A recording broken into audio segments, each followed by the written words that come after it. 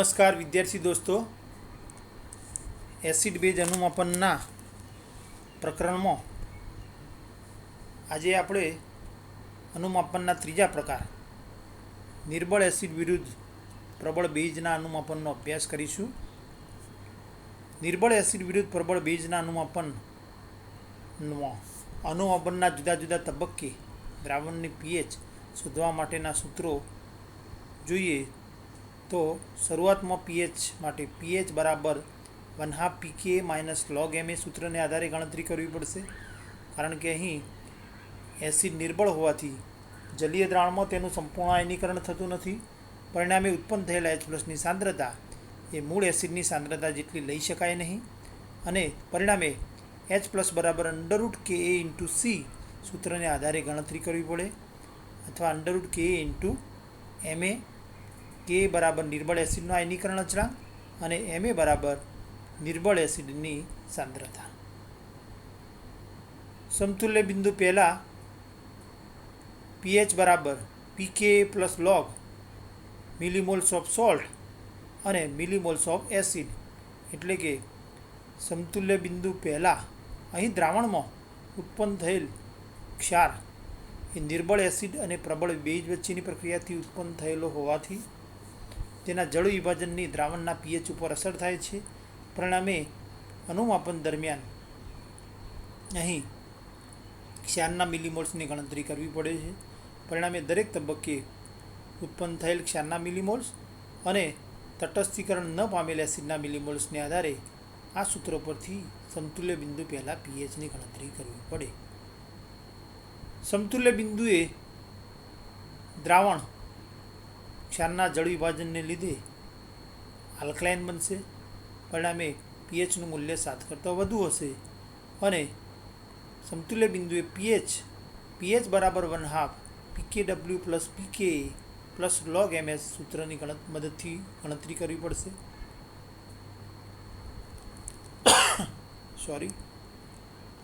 સમતુલ્ય બિંદુ બાદ એસિડના સંપૂર્ણ તટસ્થીકરણ બાદ વધારાના બેઝને લીધે દ્રાવણમાં OH- આયનની સાંદ્રતા મળશે.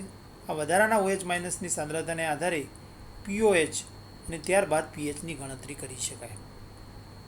આ સૂત્રોને આધારે આપણે અનુમાપનમાં દરેક તબક્કે પીએચની ગણતરી કરીશું.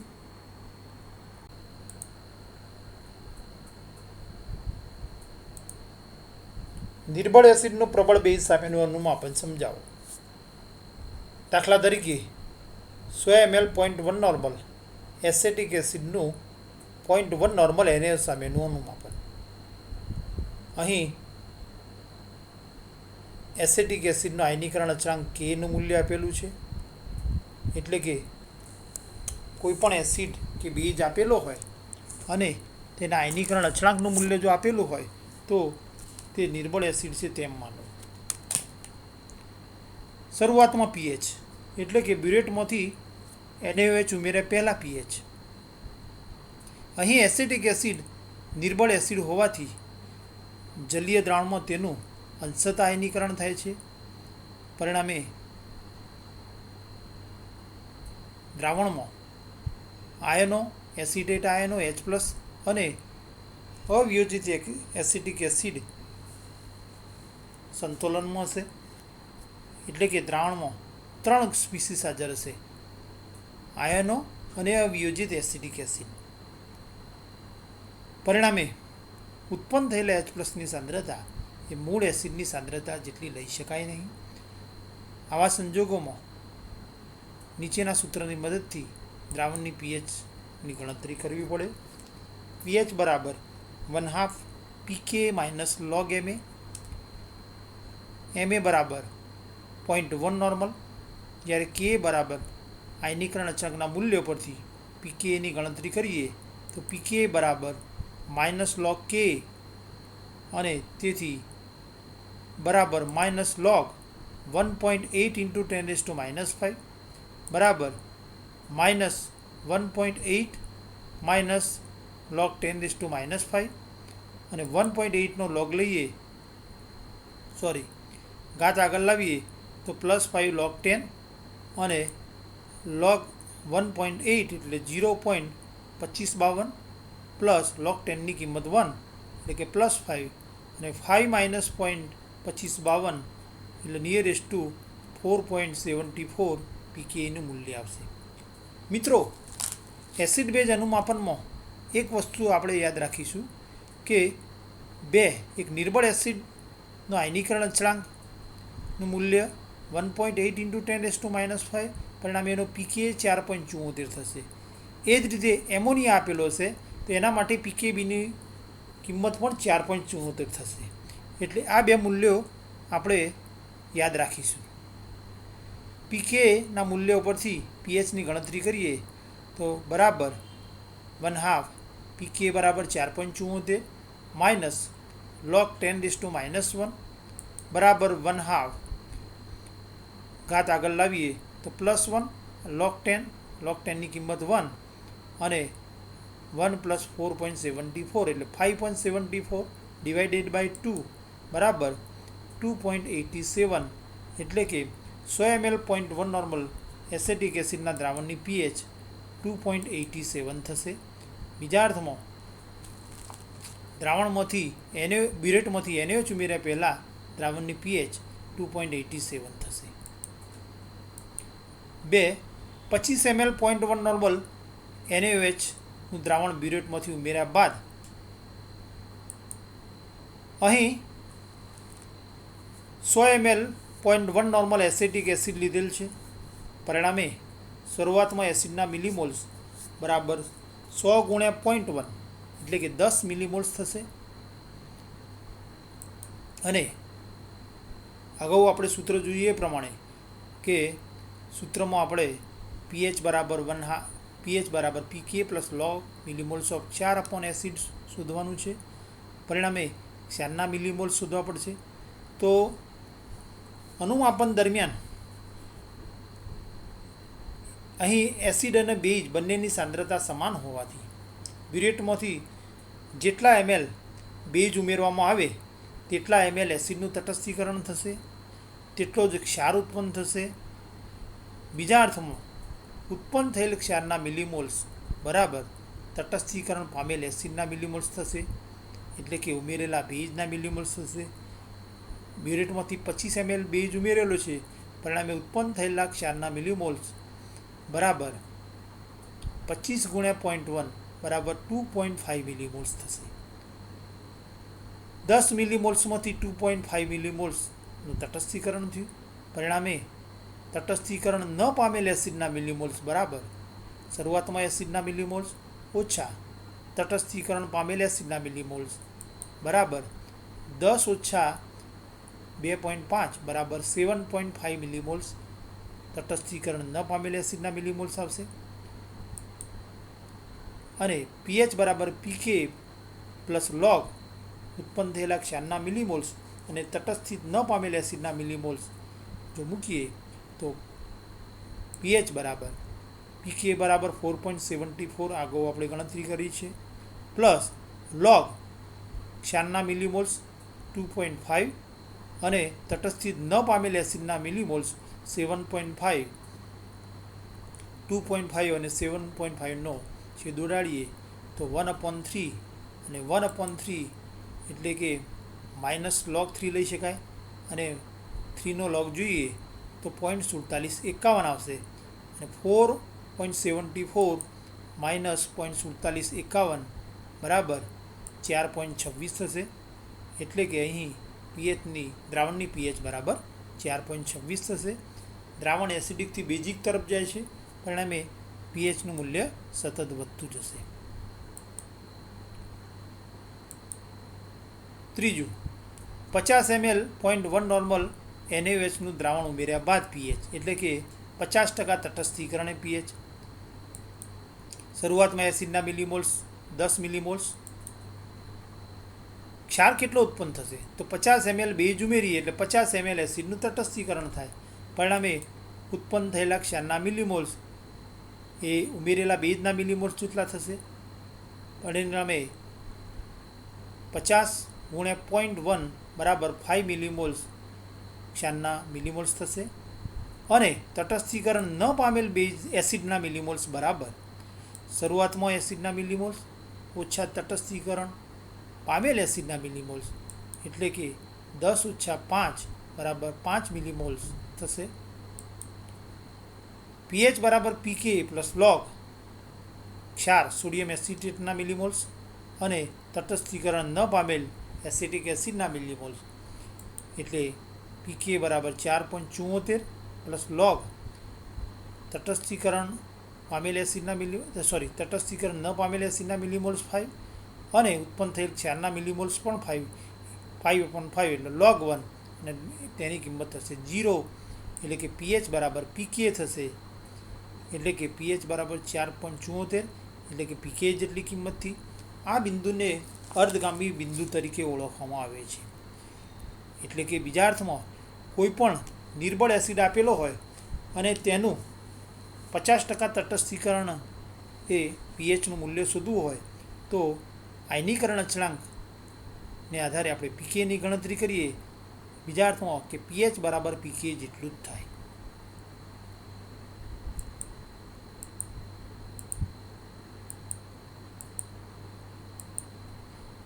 નેવું ml 0.1 નોર્મલ NaOH ઉમેર્યા બાદ શરૂઆતમાં એસિડના મિલીમોલ્સ 10, 90 ml 0.1 નોર્મલ NaOH ઉમેરેલ છે. પરિણામે 90 ml 0.1 નોર્મલ એસેટિક એસિડનું તટસ્થીકરણ થશે અને 90 ml 0.1 નોર્મલ સોડિયમ એસિટેટ ક્ષાર ઉત્પન્ન થશે. પરિણામે ઉત્પન્ન થયેલ ક્ષારના મિલીમોલ્સ બરાબર 90 × 0.1 બરાબર 9 મિલીમોલ્સ થશે અને તટસ્થીકરણ ન પામેલ એસિડના મિલીમોલ્સ બરાબર શરૂઆતમાં એસિડના મિલીમોલ્સ ઓછા તટસ્થીકરણ પામેલ એસિડના મિલીમોલ્સ બરાબર 10-9 એટલે કે 1 મિલીમોલ્સ થશે અને પીએચ બરાબર પીકે પ્લસ લોગ સોડિયમ એસિટેટના મિલીમોલ્સ અને નીચે તટસ્થીકરણ ન પામેલ એસિડના મિલીમોલ્સ પીકે બરાબર 4.74. અહીં ઉત્પન્ન થયેલ ક્ષારના મિલીમોલ્સ 9 નીચે છેદમાં તટસ્થીકરણ ન પામેલ એસિડના મિલીમોલ્સ 1 એટલે કે 9/1 = 9 અને તેથી પીએચ બરાબર 4.74. 9નો લોગ લઈએ તો 0.9542 પરિણામે 4.74 પ્લસ 0.9542 એટલે કે નિયરેસ્ટ ટુ 5.69 થશે.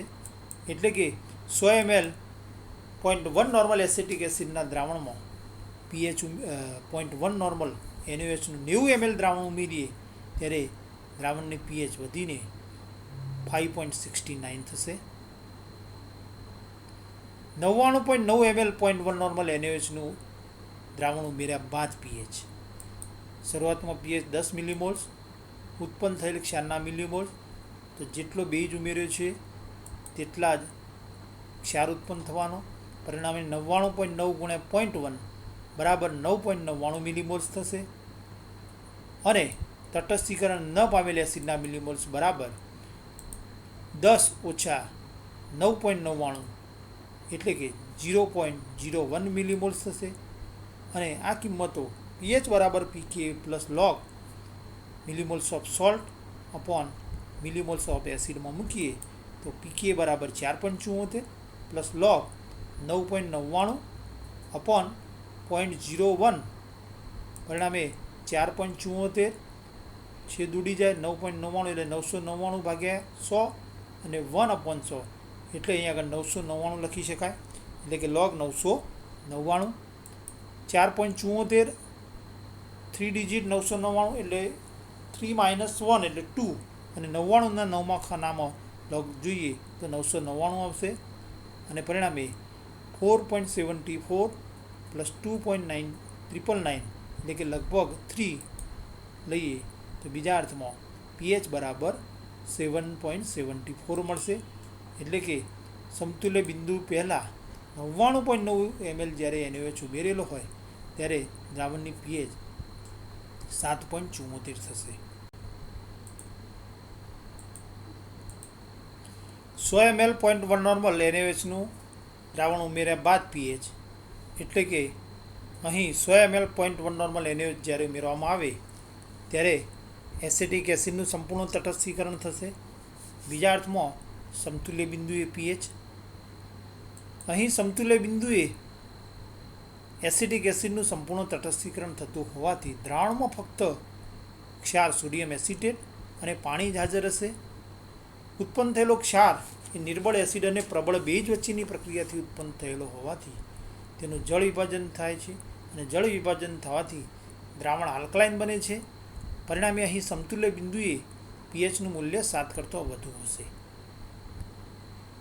સોડિયમ એસિટેટ જળ વિભાજન એટલે કે પાણીના અણુ સાથે પ્રક્રિયા, પાણીનો અણુ ઉમેરાવો અને એનાથી એસિટિક એસિડ અને NaOH બને છે અને NaOH એ પ્રબળ બેઝ છે.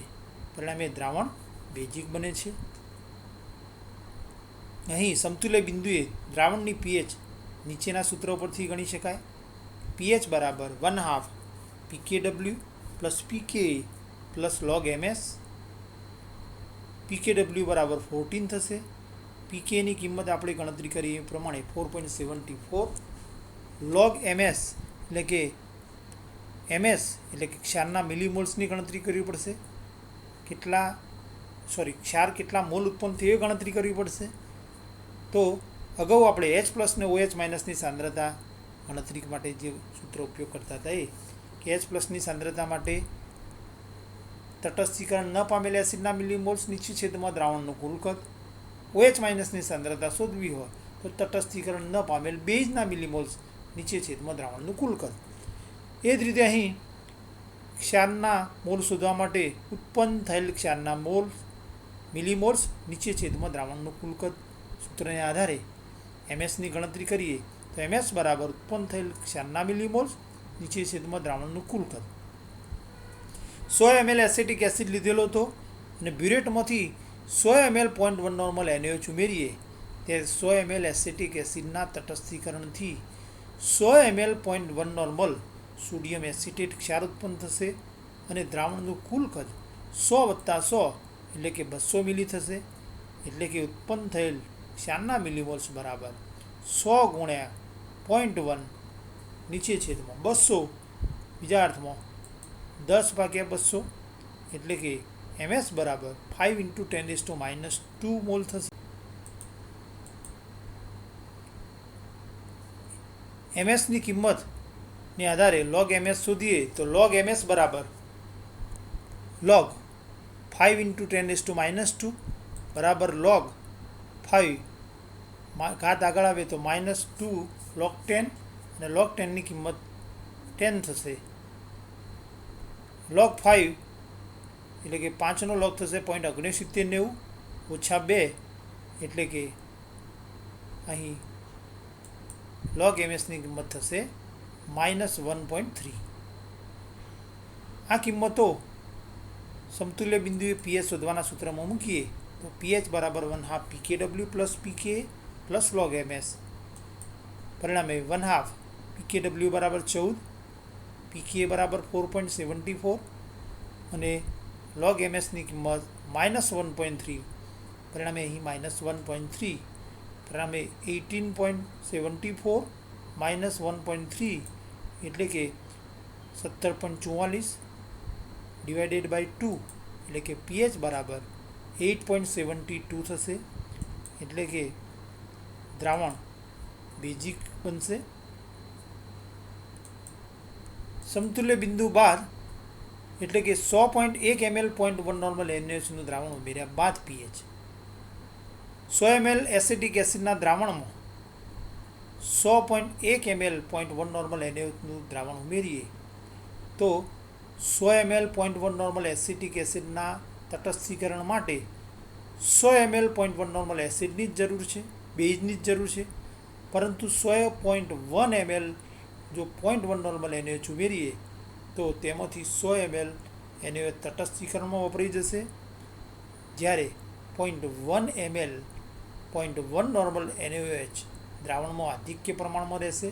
પરિણામે સમતુલ્ય બિંદુ બાદ વધારાના OH- ની સાંદ્રતા શોધવી પડે અને વધારાના OH- ની સાંદ્રતા શોધવા માટે અહીં આપણે શરૂઆતમાં એસિડના મિલીમોલ્સ 10 મિલીમોલ્સ હતા, ઉમેરેલા બેઝના મિલીમોલ્સ 100.1 ml ઉમેરેલું છે. પરિણામે 100.1 ગુણ્યા 0.1 બરાબર 10.01 મિલીમોલ્સ થશે. અને પરિણામે વધારાના બેઝના મિલીમોલ્સ એટલે કે ઉમેરેલા બેઝના મિલીમોલ્સ ઓછા શરૂઆતમાં એસિડના મિલીમોલ્સ બરાબર 10.01 ઓછા 10 બરાબર 0.01 મિલીમોલ્સ થશે. અને દ્રાવણનું કુલ કદ 100 વત્તા 100.1 એટલે કે 200.1 મિલી થશે. અને તેના આધારે OH માઇનસની સાંદ્રતા બરાબર વધારાના બેઝના મિલીમોલ્સ નીચે છેદમાં દ્રાવણનું કુલ કદ બરાબર 0.01 નીચે છેદમાં 200.1 બરાબર 5 × 10⁻⁵ મોલ થશે. અને તેના આધારે POH બરાબર -log OH માઇનસ બરાબર -log 5 × 10⁻⁵ બરાબર -log 5 પ્લસ log 10⁻⁵. કૌંસ છોડીએ તો -log 5 અને માઇનસ પરંતુ ઘાત આગળ આવે એટલે +5 log 10. log 5 ની કિંમત થશે 0.6990 અને log 10 ની કિંમત 1. 5 × 1 એટલે 5 એટલે કે 5 - 0.6990 લઈએ તો POH બરાબર 4.3 અને તેના આધારે pH બરાબર 14 - 4.3 એટલે કે 9.7 થશે. એટલે કે સમતુલ્ય બિંદુ બાદ એક ડ્રોપ વધારાનું ઉમેરીએ ફક્ત 0.1 ml વધારાના ઉમેરવાથી દ્રાવણની pH 8.72 થી વધીને 9.7 થાય છે. અહીં નિર્બળ એસિડ વિરુદ્ધ પ્રબળ બેઝના અનુમાપન માટે જુદા જુદા તબક્કે pHના મૂલ્યો શોધ્યા બાદ pH વિરુદ્ધ ઉમેરેલા અનુમાપક NaOHના કદનો જો આલેખ દોરવામાં આવે તો શરૂઆતમાં દ્રાવણ એસિડિક હોવાથી pH <7 હોય છે.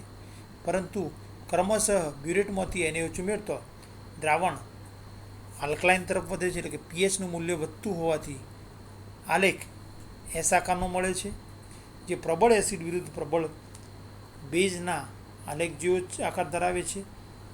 જ્યારે સમતુલ્ય બિંદુ બાદનો આ આલેખ વધારાના OH- આયનની સાંદ્રતાના લીધે મળે છે. પ્રબળ એસિડ વિરુદ્ધ પ્રબળ બેઝ અને નિર્બળ એસિડના અનુમાપનમાં આલેખ S આકારનો જ મળે છે. પરંતુ તફાવત એ છે કે પ્રબળ એસિડ વિરુદ્ધ પ્રબળ બેઝના અનુમાપનમાં સમતુલ્ય બિંદુની આસપાસ pH એકમમાં થતો ફેરફાર મોટો લગભગ 5.3 એકમનો હોય છે 0.1 નોર્મલ દ્રાવણો માટે. જ્યારે નિર્બળ એસિડ વિરુદ્ધ પ્રબળ બેઝના અનુમાપનમાં અહીં એસિડિક એસિડ માટે સમતુલ્ય બિંદુ પહેલાં એટલે કે 99.9 ml pH 7.74 હતી. જ્યારે 100.1 ml NaOH ઉમેરીએ ત્યારે pH 9.7 એટલે કે pHનો વધારો 1.96 એકમ જોવા મળે છે. એટલે કે પ્રબળ એસિડ વિરુદ્ધ પ્રબળ બેઝના અનુમાપન કરતાં બહુ જ નહીં. અનુમાપનમાં ઢાળનું મૂલ્ય ખૂબ ઓછું મળે છે.